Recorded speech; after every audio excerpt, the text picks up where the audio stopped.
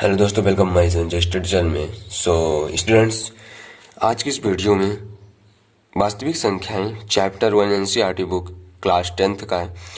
और आप bar code यहाँ पे दिया, स्कैन करके आप देख सकते हैं इसकी वीडियो। लेकिन इस चैनल पर अब आपको डेली से वीडियो आने वाली है मैथ्स। तो इसको वास्तविक संख्या हम पढ़ेंगे। सबसे पहले हम ये पढ़ेंगे कि वास्तविक संख्या तो है, लेकिन संख्याएं क्या है। इस वीडियो में आपको केवल बेसिक चीज देखने को मिलेगी, ये बेसिक चीज आपको पढ़ने को मिलेगी। हमारा मकसद ये नहीं कि आपको रटाना है, मकसद ये है कि आपको समझाना है। वीडियो को पूरा देखिए, तभी आपको इस वास्तविक संख्या के बारे में आपको समझ में आएगी। तो ये वास्तविक संख्या पूरा है। तो चैप्टर 1 वास्तविक संख्या। अब देखो, जो वास्तविक संख्या, सबसे पहले हम पढ़ेंगे संख्या। संख्या है क्या चीज? संख्या तो देखो, जो संख्या होती है दो प्रकार से होती है। एक होता है आपका वास्तविक संख्या,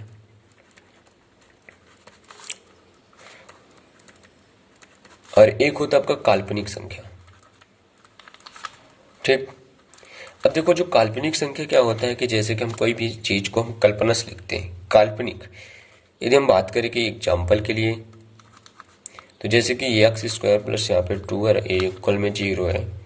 अभी एक्स स्क्वायर यहाँ पे क्या हो जाएगा, -2। तो हम इसको दो चीज से लिख सकते हैं। कैसे लिख सकते हैं वो देखते हैं। तो एक्स इक्वल में हो जाएगा √2 और प्लस और माइनस, मतलब हम दोनों प्रकार से लिख सकते हैं, प्लस और माइनस है। तो ये क्या होगा आपकी काल्पनिक संख्या।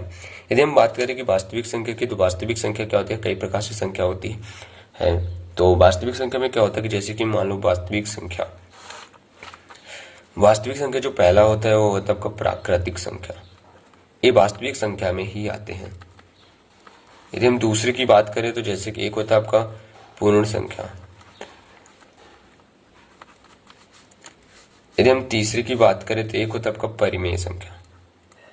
यही सब मिलकर आपको वास्तविक संख्या प्राप्त होती है। एक होता है अपरिमेय संख्या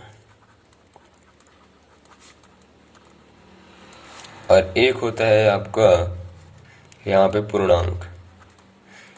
ठीक। तो ये वास्तविक संख्या के इतने प्रकार होते हैं, पहला, दूसरा, तीसरा, चौथा और पांचवा। ये इतनी ही मिलके एक वास्तविक संख्या का क्या होता है, निर्माण होता है। ये हुआ काल्पनिक संख्या। तो जैसे कि अब हम बात करें कि प्राकृतिक संख्या क्या है, तो जो प्राकृतिक संख्या होती है, तो जैसे कि प्राकृतिक संख्या में क्या होता है, यहाँ पे जो नंबर्स होती है वो 1 से शुरू होती है। 1 2 3 4 5 6 7 8 9 10, जो कि 1 से शुरू होती है। यदि हम बात करें कि दूसरा पूर्ण संख्या,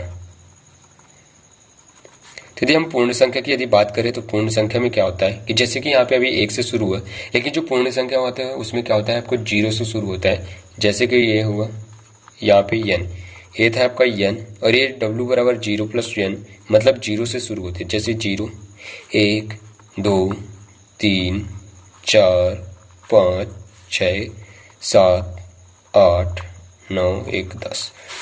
यदि हम बात करें कि अभी हमने पूर्ण संख्या को बताया, अब आता है परिमेय संख्या। तो परिमेय संख्या में क्या होता है, जैसे ये है आपका परिमेय संख्या।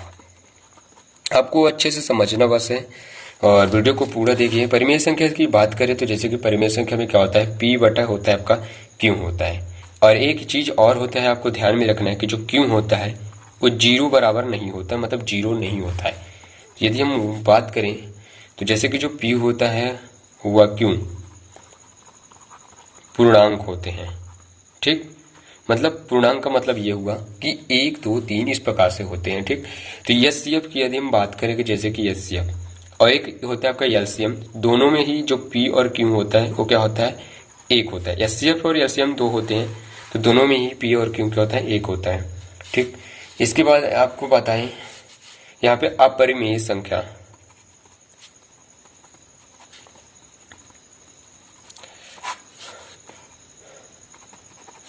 अपरिमेय संख्या में जैसे कि क्या होता है आपका अपरिमेय संख्या, जैसे कि यहाँ पे हम बात करें कि जीरो, जीरो क्या है, एक अपरिमेय संख्या है। लेकिन यदि हम बात करें कि एक और यहाँ पे जी बटे जीरो कर दें तो ये क्या है, नहीं है, ठीक, सॉरी, ये परिमेय संख्या है और ये क्या है, अपरिमेय संख्या। अब ये है परिमेय संख्या, अपरिमेय संख्या की पहचान है, ये क्या है, एक परिमेय संख्या है। अब अपरिमेय में देखिए यहाँ पे अपरिमेय, जैसे कि यहाँ पे क्या होता है आपका अभाज्य संख्या। तो अभाज्य संख्या में क्या होता है, अपरिमेय संख्या और अंडर रूट टू। अभाज्य संख्या क्या है, दो, दो क्या है, एक अभाज्य संख्या जो कि किसी भी चीज से नहीं कटती है, ये स्वयं के संख्याओं से कटते हैं, मतलब स्वयं से ही कटती है। तो ये अंडर रूट बस लगाना है, ये आपको ध्यान में रखना है कि अभाज्य संख्या और अंडर रूट टू होती है।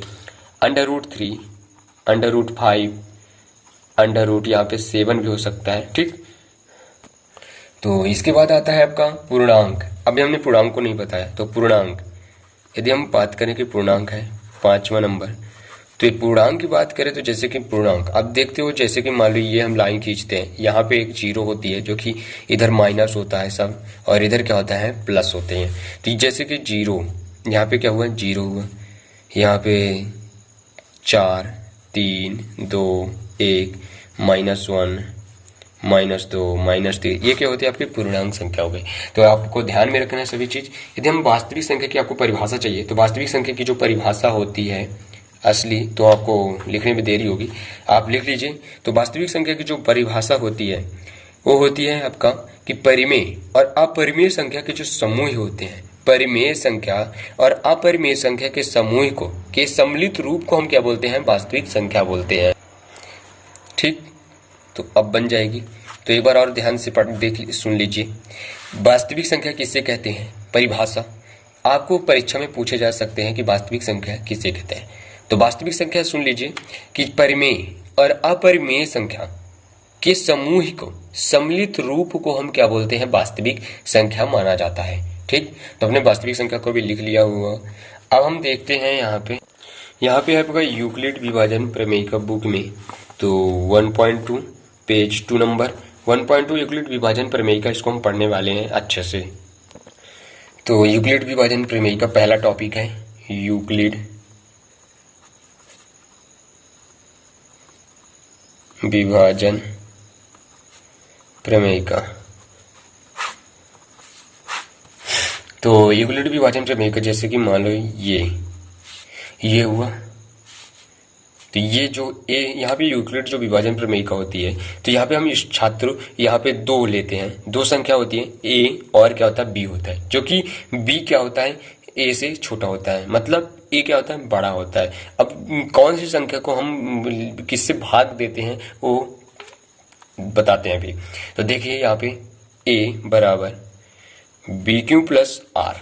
अब यहाँ पे जैसे कि वास्तविक जो संख्या होती है उसके दो गुण होते हैं, कौन कौन से, तो वास्तविक संख्या के दो गुण, पहला यदि हम बात करें कि गुण, दो गुण होता है, पहला होता है आपका यहाँ पे यूक्लिड विभाजन प्रमेय का, दूसरा होता है आपका अंकगणित विभाजन प्रमेय का। अब देखो यहाँ पे जो विभाजन है क्या चीज, तो विभाजन होता है आपका जो भाज्य होता है, भाज्य बराबर होता है आपका भाजक गुणे भागफल, और प्लस यहाँ पे होता है आपका शेषफल, ठीक। तो जैसे कि विभाजन, यूक्लिड विभाजन जो प्रमेयिका के गुण होते हैं, दो होते हैं, जो कि वास्तविक संख्या के दो गुण होते हैं, कौन कौन से यहाँ पे होता है आपका यूक्लिड विभाजन प्रमेयिका, दूसरा होता है अंकगणित विभाजन प्रमेयिका, जो कि विभाजन में आपका भाज्य होता है, भाजक होता है, भागफल और शेषफल होता है। अब आता है इसको किस किस नाम से हम देखते हैं, भाज्य, भाजक, भागफल और शेषफल को।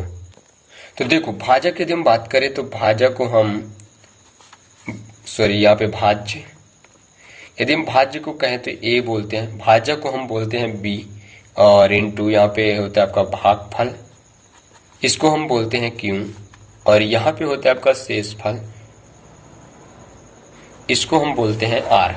यानी इसका मतलब ये हुआ कि ए बराबर होता है आपका बी क्यू प्लस क्या होता है, ये है मेन आपकी फार्मूला यूक्लिड विभाजन प्रमेयिका का।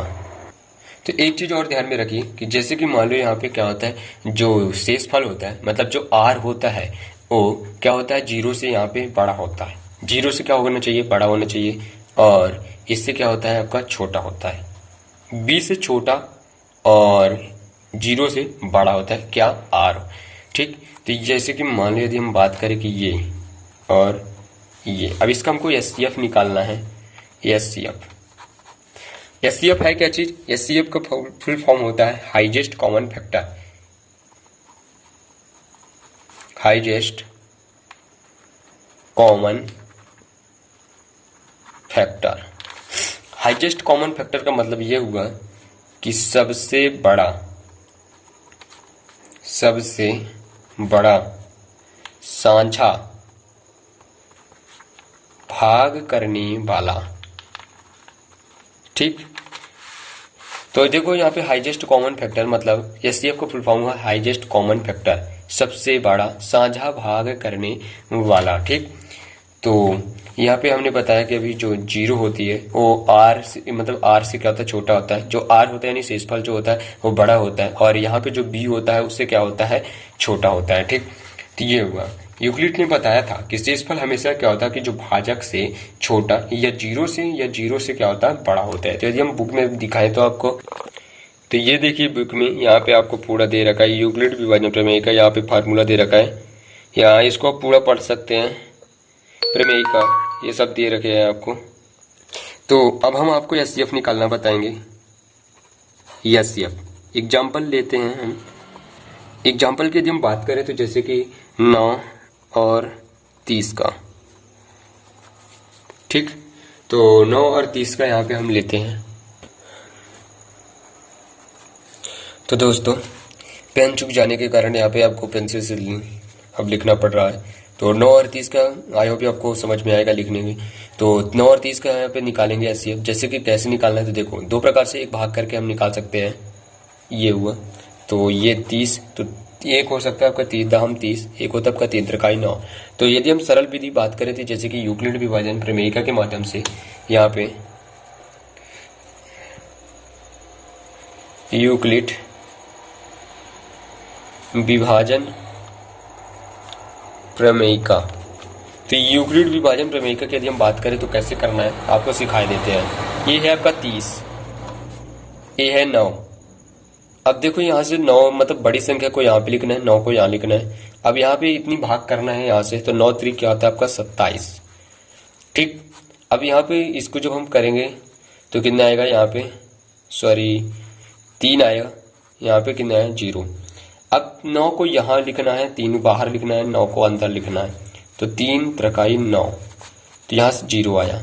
इसका जो एचसीएफ हुआ वो क्या होगा, छोटी संख्या होगी, 3 होगा। हमेशा उसकी जो एचसीएफ होगी वो छोटी संख्या होगी, लेकिन 0 से क्या होना चाहिए, बड़ा होना चाहिए। 0 नहीं आएगा एचसीएफ में। ठीक, तो एचसीएफ आपने जान लिया। एक एग्जाम्पल और लेते हैं यहाँ पे, एक एग्जाम्पल और लेते हैं 27 और 18 का। दूसरा है 27 और 18 का। अब 27 को अंदर लिखना होगा, 18 को बाहर लिखना होगा। यहाँ पे 18 एक कम, 18 7 में यहाँ पे आएगा आपका 09। यहाँ पे 18 को यहाँ पे फिर से लिखना होगा। तो आई होप आपको समझ में आ रहा होगा, और समझने की कोशिश कीजिए। आपको केवल रटना नहीं है, समझना है। 18 आया, यहाँ पे 9 2 नहीं 18, 0 से कट गया। इसका जो एचसीएफ हुआ वो क्या हुआ, यहाँ पे 2 होगा। इसको आप कर भी सकते हैं, जैसे कि यदि हमको करना है तो यहाँ पे जैसे कि क्या लिखा है आपका 27, तो 27 को आप लिखेंगे 18 इंटू 1 प्लस 9। ये पहला स्टेप हुआ। दूसरे स्टेप में यदि हम बात करें तो 18 यहाँ लिखेंगे, 9 इंटू 2 प्लस क्या है 0। तो इसका जो एचसीएफ हो जाएगा वो क्या होगा आपका 2 होगा। ठीक, तो इस प्रकार से आपको करना है तो फटाफट से कर लीजिए। इसके यदि फार्मूला, इसको आपको लिखने का जो टाइप है ये किस फार्मूला पे डिपेंड करता है, ये आपको इस फार्मूला पे डिपेंड करता है। ए इक्वल में है आपका वी क्यू प्लस आर। देखिए इस फार्मूला से डिपेंड करता है, तो कर लीजिए। इसके बाद आपको नेक्स्ट प्रश्नावली 1.1 आपको पूरे डिटेल पे, चाहे पूरी प्रश्नावली 1.1 नेक्स्ट वीडियो नेक्स्ट पार्ट पर मिलेगी। तब तक के लिए टाटा बाय बाय, खत्म।